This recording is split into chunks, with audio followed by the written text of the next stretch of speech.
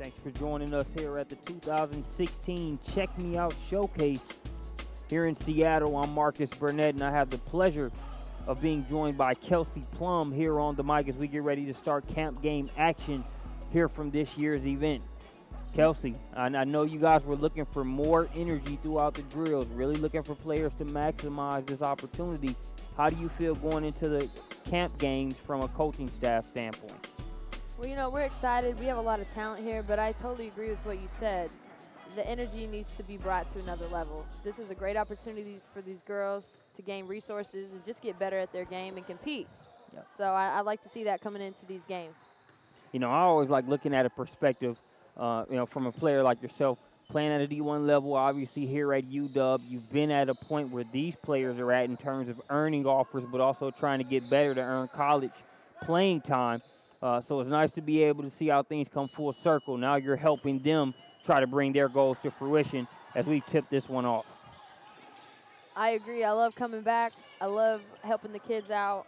Chris is a great guy, and what he does for these girls and for their futures is unmatched by anyone in the country. There's a Camille Cunningham. That pass was intended for Kiana Jones. Pass was broken up. So it will be Cunningham to inbound it there along the baseline. Got a good mixture from the camp up to this point. You had, early dynamic stretching and exercises just to get the players loose. Then you had some skills and drill sessions. And then they wrapped it up with a session of cutthroat to kind of get in the up and down mode that we'll see here in 5-on-5. We didn't go through a lot of drills or any set plays, so I'd like to see point guards here step up and be leaders and run the show for their team. I'm sure you like the motion there on that play as you see the connection. The assist by number 212, Mackenzie Bond, and it's laid in there by number 231. That's Lahua Hayes.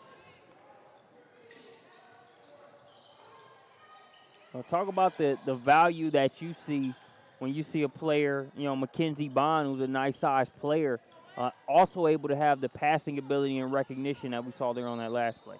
Oh, it's huge. When you talk about players that are unselfish and willing to make their teammates better, that's what coaches want on the floor at the next level. Everyone is good, but if you can make people better around you, that's what makes a great teammate. We'll keep you abreast of the score here in this camp setting. The score can be valuable, especially going late into the game, but it's more about the competition aspect of it. As that triple's knocked down there by Lexi Pritchard. So once we get late in that second half, we'll give you updates throughout. But that Pritchard 3-ball, I believe, makes it 5-0 here early out of the gate for Team 2. A little sloppy early for White. They need to get going on their moving the ball, setting screens, and kind of attacking towards the basket, getting each other open shots. Yeah, that falling in love with the jumper. Not to say they've done it yet, just getting loose. Oh, that was a steal, but we're going to have some contact on the play. A little shaken up momentarily there as the foul's going to go against number 224, Hallie Wright. That looked painful for both parties. It did. As we've got our first collision of the game out of the way, both players appear to be okay. In for Team 3, it'll be number 35, Taylor Carrillo. Pritchard setting up traffic up top. She'll dial up a three. Can't get the shot to go. Must be those Oregon shorts. A little bit of bias there. I'll tell you what, I have yet to be on Oregon's campus in person, but you guys have a beautiful one here in the Montlake area here at UW. Well, we appreciate that. Thank you. Pass broken up initially, but they still retain possession. That'll be a 2. Wouldn't drop. As we're going to have a push there against Mackenzie Bond. As this game goes along, I'd like to see it kind of smooth out. It's choppy right now. Yeah. There's fouls up and down, kind of unnecessary. Girls need to kind of settle down and get into their roles. What would your assessment be up to this point? Obviously, you said you want to see it smooth out a little bit, but is the silver lining of it, you're seeing players be a lot more intense in terms of going after some of these 50-50 balls, being physical. Yes, there have been a couple fouls in the process, but are you happy with the energy level you've seen so far to start the game? I am. I think the energy compared to this morning is extremely better. And it's really nice to see. That was a nice finish right there. But I'd like to see these girls continue to compete and play the right way. That was Mackenzie Bond on the finish. She's had a pretty active start, got a couple assists early on, using her stature inside there to get the and one, and that'll be a camp game and one. So if you get fouled and you make the bucket, they'll automatically throw in the free throw there on the back end.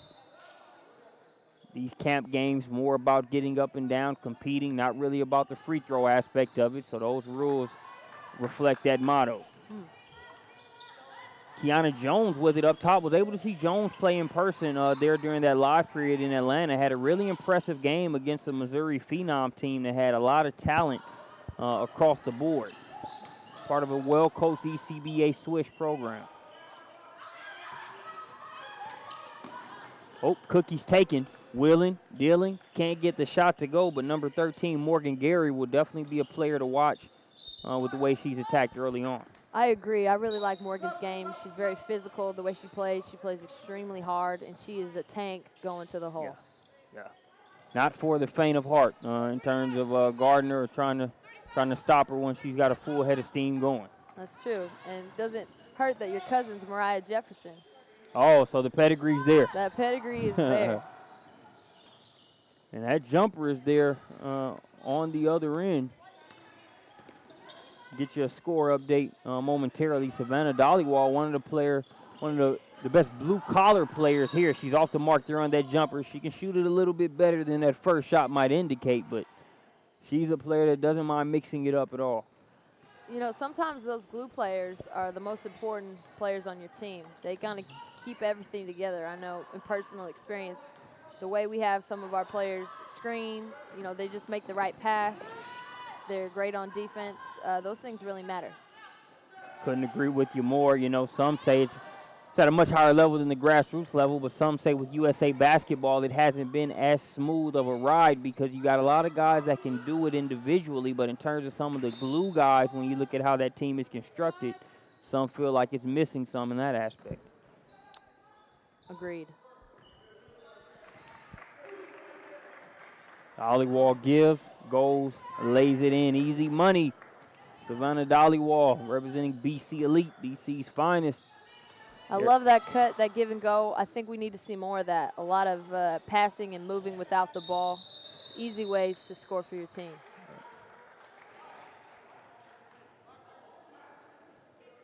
You'd like to see the players that have the individual handle, the wiggle in their game, but you cannot underestimate the low-hanging fruit when it comes to just basic cuts, the fundamentals, the shot fakes, just the simple things that won't make the ESPN reel, but are still going to win you games.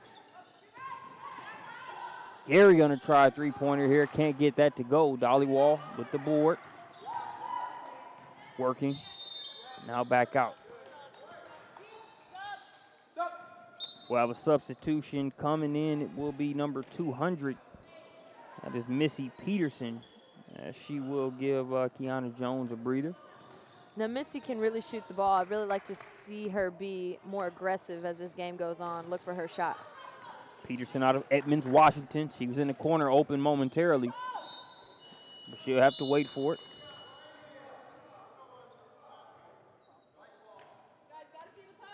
So a foul on the play. We'll have 4 subs coming back in. 14-2, Lahua Hayes, Lexi Pritchard, Mackenzie Bond,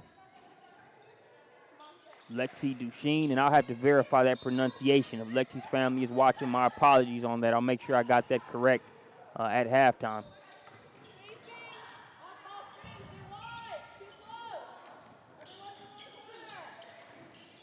Pretty good defensive sequence so far. Hasn't ended yet. Jump ball, the possession arrow will keep it on that side of the floor. White has to do a better job of moving the ball faster. Catch it. If you're not open, you don't have it, move it. Yeah.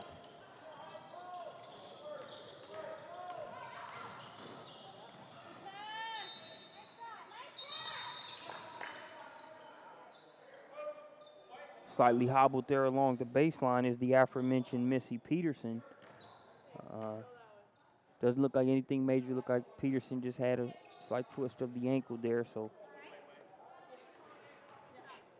she's going to limp it off if she makes light of it. Talking with camp director Chris Hansen.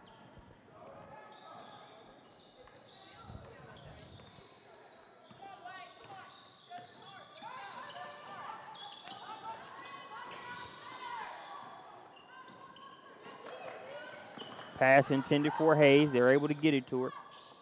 Three-point attempt. Ice cream. That one splashed from the outside there by number 173, Lexi Duchesne. That was a really nice play by Black. Drive and kick. Way to step down, knock down the open shot.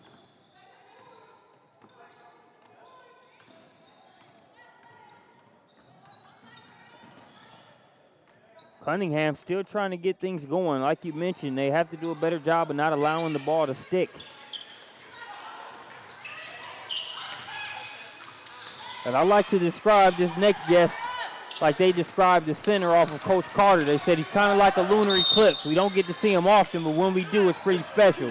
That would describe Chris Hansen when it comes to Check Me Out showcases. So busy going from multiple courts, checking on players, coaching, getting it done. We appreciate you stopping by the broadcast booth to touch base with us, man. Hey, thanks for coming out again. I know it's a long flight, but these kids put in a lot of work, and we're just trying to give them a platform. I got great West Coast talent. I got players from other parts of the country. I got Kelsey Plum color commentating. I can't beat it, man. well worth the flight. That free throw was off the mark.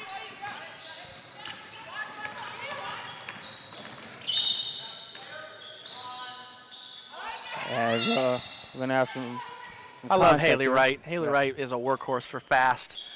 Their EYBL team in the summer. I mean, she might be undersized by the prototypical power forward, and by undersized I mean height. When it comes to getting rebounds and being physical, and I mean, she gets it done.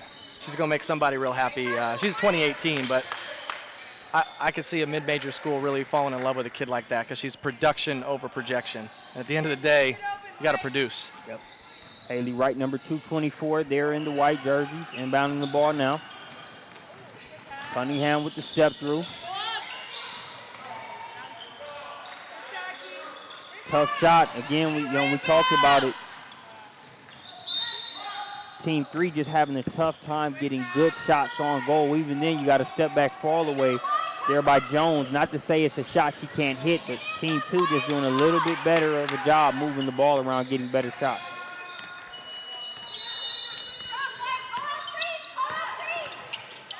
It's challenging in this environment. You know, we did a lot of action stuff earlier in the day in our station work, so they know how to use a ball screen, relocate some different things, but it's hard. You know, there's no set offenses. Some of these kids come from programs where all they do is run set plays, and some of them come from programs where they don't run anything. I do think Black is doing a better job of getting the ball inside and working. I mean, they haven't taken a bunch of outside shots. They've really worked the ball around, and they've gotten the best shot for their team a lot of the possessions. Yep. Working it in along the likes of a Mackenzie Bond. You even saw Lahua Hayes, who could do some things on the perimeter, but also uses that size inside. She's got it in a couple times. I'd like to see if Missy Peterson's able to come back in. I know she came out gimpy a little bit here a minute ago. To get her in and working with Kiana Jones. They're both slick with their skill set. They're both scoring. I think they could play off that horn set or even some dribble handoff action because they can both pop. They're both strong enough to play through contact. They work it into the block, trying to make the meat and potatoes move inside. There is number 632, Mackenzie Page. Page will have to earn these at the free throw line. But you could hear the bench there for Team 3 just getting fired up about, you know, that being probably one of the more productive possessions that they've had over the past few minutes. Get into the block, let Page work. In and out on the free throw. Cleared by Dollywall. And Bond's a legitimate, you know, post defender. It's not going to be easy, but you still can't back down. You got to go right at her and make things happen, make people help, and get somebody an open shot. Yep. Kiera Brooks now over to Dollywall. Dollywall will drive baseline, looking for the reverse. Fouled on the attempt. No, I love the way she set up that move. She faked middle. She drove baseline, she got her shoulder in her, and she drew the contact. Great job. Prototypical BC elite kid. You can see a lot of hours in the gym working on individual skill set stuff. Frank Koenig and his group do a lot of that stuff, very hands-on in the player development part for the kids in their program. Nice rebound by 224. One-handed hold off, Chantel Osahoy. I'm telling you, she does have a little C in her, doesn't she? Yeah. She can hit that trail three too. Dollywall pulls it out of there. She's got Hayes running ahead. Hayes can't get the layup to go. Dollywall, she's been eating glass offensively over the past few minutes. They can't cash in on the second opportunity as Jones will bring it across. Hayes is so long. I would have liked to have seen her just kind of go full extension there and challenge the defender to meet her there. I agree. Sometimes they just don't like contact. Contact leads to free throws, right? Didn't you finish top 3 in the country in free throw attempts like the last 3 years? Contact's pay dirt, isn't it? That's how Morgan Gary feels. You don't have to tell her twice to initiate that contact and get to the line. She's able to do it there.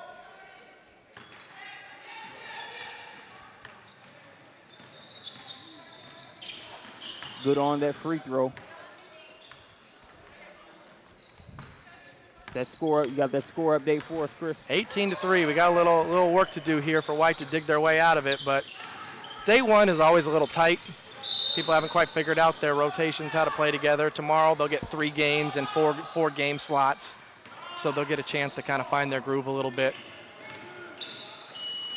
There's just too much talent on White to not keep scoring. Like Missy Peterson single-handedly knocked out an undefeated high school team in the regional semifinals. Auburn Riverside was undefeated. She put 33 up on them, hitting 30-foot bombs, and just knocked the team that everyone thought might have a chance to win a state title. She single-handedly knocked them out.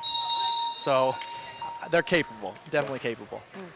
We'll see those capabilities hopefully in better display going into the second half. We'll take a short break. When we get back, we'll bring you more from the Check Me Out Showcase here in Seattle.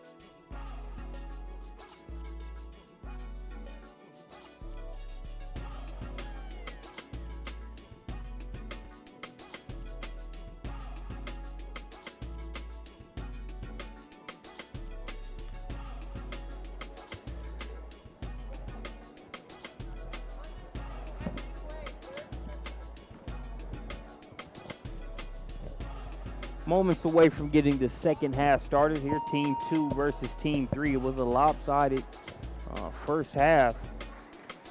But again, it's like that caveat that we mentioned. You know, no tournament championship or anything is being decided by the score of these games, but you want to see kids compete, get better over the course of the game. And I'd say Team 2 has a great opportunity to be able to do that given the 15-point hole they find themselves in as we start the second half. Marcus Burnett joined by Kelsey Plume. You know, as White starts the second half, they need to do a better job, not just on the offensive end, but the defensive end. Pick up their energy, their intensity, and rebound. Black has gotten too many offensive rebounds, and those are just easy second chance points. Those keys to the game will be key indeed. As looks like the officials wanted to make sure the clock was rolling. Morgan Gary Set to throw it in.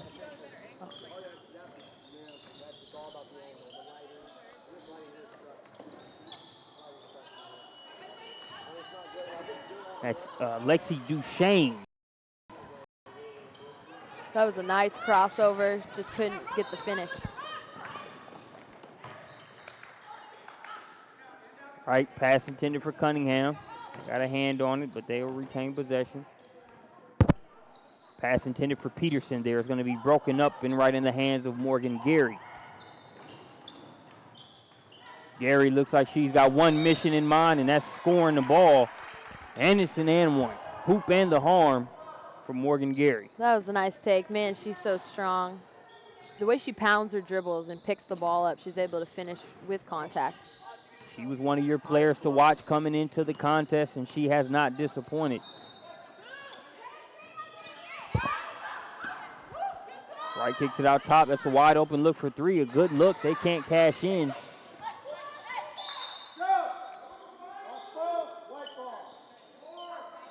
And it will stay with White.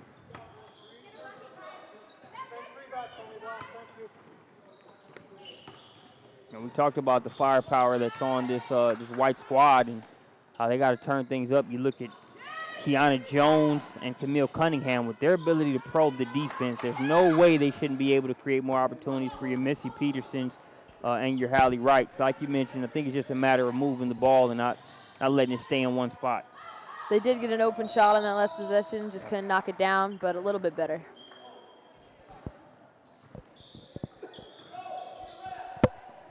We'll be joined shortly by Ariel Scott. One of the things I look forward to each year is that we got a great amount of talent from this portion of the country, but it's not relegated to just the West Coast. When you look at this pool of players that come here each year, Scott's a prime example. We'll talk to her shortly. You know, Chris does a great job of getting these kids to come and compete all over the country, and it's really helpful to be able to see other talent of different states, that people that you're not used to playing. What makes it a true basketball melting pot. You see the McDonald's All-Americans and top-tier players that have come through here. They don't use this event to maximize it by playing against watered-down competition. They really bring in some of the best. I say Ariel Scott shot the ball just as well as anybody during that last July live period. You were able to see some of that on SUV TV. We have the pleasure of having her join us here at the Check Me Out Showcase. Ariel, how are things going so far? Oh man, everything's going great. I'm having a fun time. It's very competitive and can't wait to play. Ariel played her travel ball for the Indy Lady Gym Rats. I'm from Indiana myself, so I'm always a little bit partial to the Hoosier State, but talk about how you were able to use that July live period to get better and what you're looking to gain out of the Check Me Out Showcase.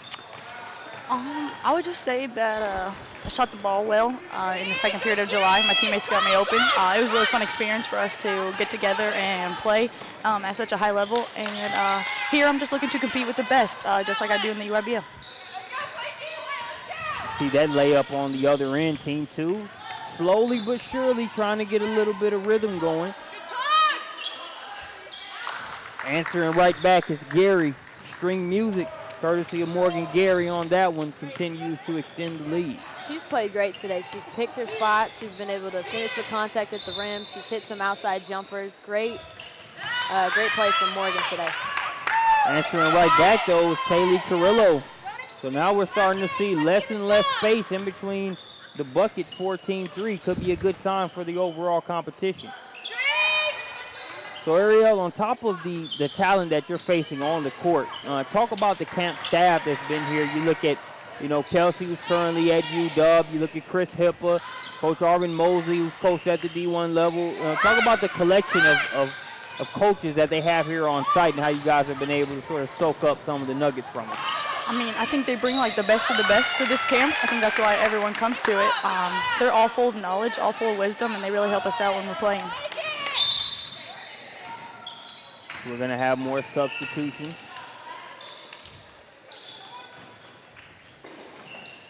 So on the floor for Team 2 is Lahua Hayes, Mackenzie Bond, Kiera Brooks, Morgan Gary, and last but not least, Lexi Pritchard. Now, Ariel, talk to me about your recruiting process. Where are you looking at? What are you looking for? What do you value in a coach and in a program?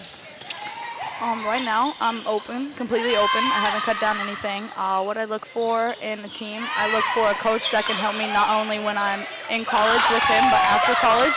I also look for a team and a style that I can fit with, and I fit in with the girls.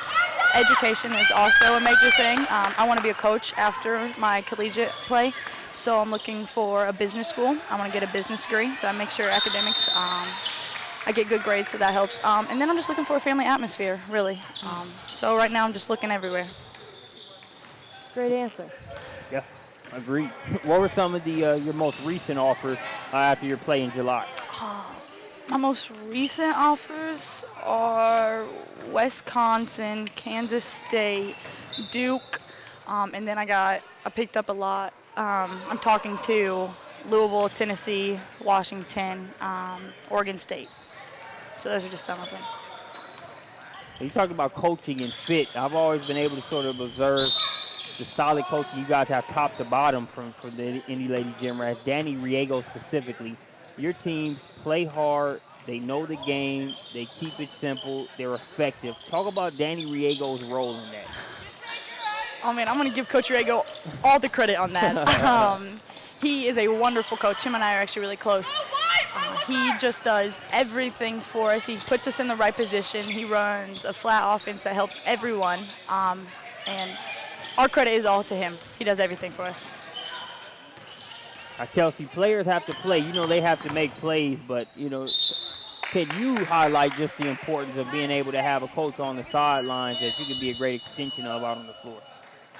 Man, I couldn't vocalize how much my coach, my college coach, Coach Neighbors, has done for me and for our program. The style we play, the way we play, how open he is to letting creativity happen is one of the reasons why I can do what I do, because when you're allowed such freedom, a lot of good things can happen out of that. It's just funny to see. As a broadcaster, we interview players, we interview coaches, and the best coaches are all about doing things that make sure the players can get the shine, get the credit, get the value, get the results. And for the players, it's all about those that have supported them and helped them get to that point. So it's nice to see the team approach taken by both sides, and it comes together to make some pretty good results here in the game of basketball. As Cunningham is fouled there trying to tightrope the sideline. And we got a couple more substitutions in. Now, Ariel, is there anybody in particular that you've enjoyed or are looking forward to playing with or against here at this camp specifically? For sure. We have some of the top players here, like Avina Westbrook and Akira DaCosta. So I think those two are going to be really fun to play against. I like that you mentioned those two because, I mean, you're focused on playing the game the way it's supposed to be played, but any player with confidence and ambition is going to want to go against the best and perform well against them. So when you mention a player like Avina Westbrook, in my opinion, she's been the best on-ball defender out of anybody I've seen here over the past few years. So the fact that she's on your radar says we might have some pretty good camp game action coming here on day 2. For sure. She didn't play very good on ball D yesterday during pickup, though. Oh! Hey, where's the 100 emoji when you need it here on the broadcast? We'll try to get you a score update shortly.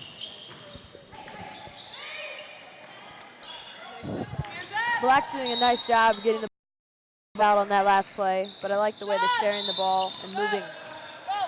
It's a 30-19 ball game, so you looked at a game that looked like it could easily, turn into a 20-point game, and now Team 3 is only down by 11 points, just over 6 minutes remaining. They're trying to erase any hopes of a true comeback. Is Mackenzie Bond. That was a nice screen by Black, just great cut to the hole, good pass, finish. Nobody anywhere near boxing out. I didn't see a black jersey around the rim at all. And reaping the benefits of that was Kiana Jones there with the lay-in.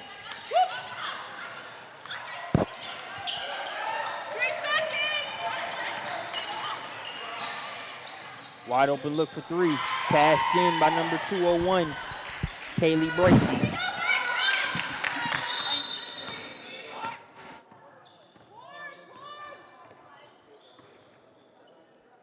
Right. Anytime she gets that low, it's going to be trouble. That was a nice pass feed by Missy Peterson into Hallie Wright. Haley or Hallie? Believe it's Hallie. Hallie. Hallie Wright, and Yep. she was able to finish with contact. Wright getting it done there on the inside. Nice defense by Jones there against Mackenzie Bond. We'll have a foul on the play.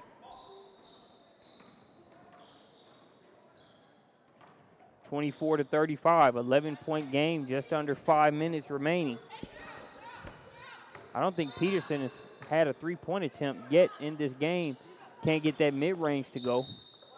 But if she could get a couple triples here over the next few minutes, it would definitely help their case. I couldn't agree with you more on that. She was open for the three, but she took a dribble in and took a tougher contested two.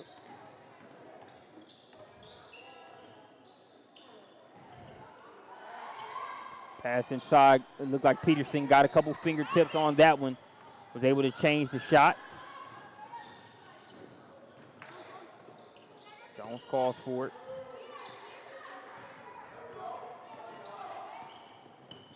Can't afford empty possessions this late in the game for Team 3. That might have been a broadcaster's jinx of sorts. As soon as I say that, Jones with the turnover. I hate that when I play. I always get jinxed. We don't, to give you our disclaimer, we really don't do it intentionally. And we hate when it happens almost just as much as the players do. We'd rather just see the play happen versus thinking, man, the second I went to say that statement, they missed that free throw after they had hit their previous 30. That's her second triple here of the second half. That's number 89, Kiera Brooks. Brooks out of Lacey, Washington, Timberline High School.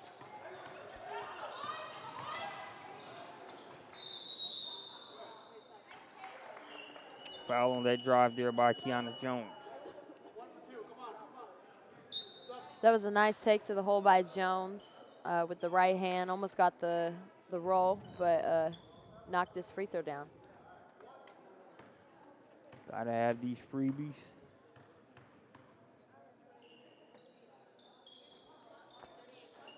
Jinx. Yeah. I'm just not going to say anything in those instances anymore. I'm just going to call the action after it happens. Coach Arvin Mosley and I were talking about Gary. You know, Gary has the ability to put that head down, get to the spots that she wants to on the floor. As she continues to work on that left, it's going to be even tougher. We saw a play where she weaved through about 3 or 4 defenders using her right exclusively, and said now she's doing that with just one hand being dominant. She starts using that left to her fullest ability. Imagine where she could go.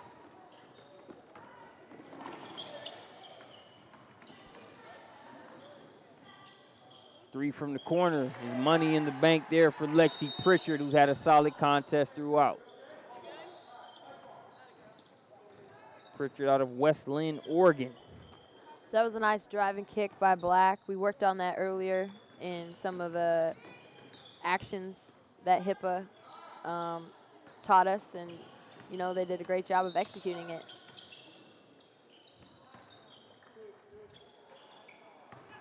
Peterson can't get that one to go, hasn't been able to find a rhythm.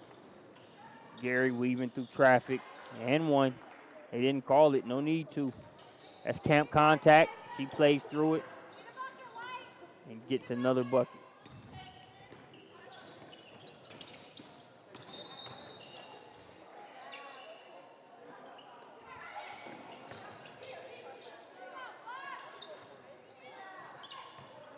Jones in amongst the trees rebounding.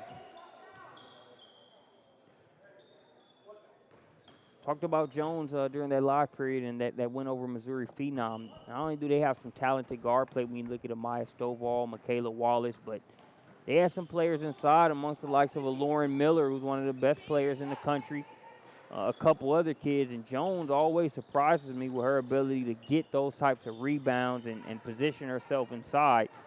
If you look at the roster or the airport test, you're not going to expect her to get some of the boards she's able to get on the inside. You know, some of her rebounding reminds me a little bit of Lene Harper out of Ohio State. Man, Lene could find a way to get up and rebound with the best of them. Had plenty of, had some coverage of Lene Harper and also her running mate, one of the running mates at Ohio State in Kelsey Mitchell. They're on SUV TV throughout the years. Man, Kelsey's one of my favorite players in college basketball, period. I love her game. I love watching her play. Yeah, I mean, hard to love the game and not enjoy watching her play with the way she can fill it up, get others involved, and always seems to be one of those players that she's going to always be her harshest critic. Always looking to get better. That's the name of the game, and that's what everybody's looking to do here at the Check Me Out Showcase. That'll do it for Team 2 versus Team 3. We'll have one more Upperclass division matchup coming up next. I'm Marcus Burnett. She's Kelsey Plum. We'll see you back here for more Check Me Out. Yeah, it's fun.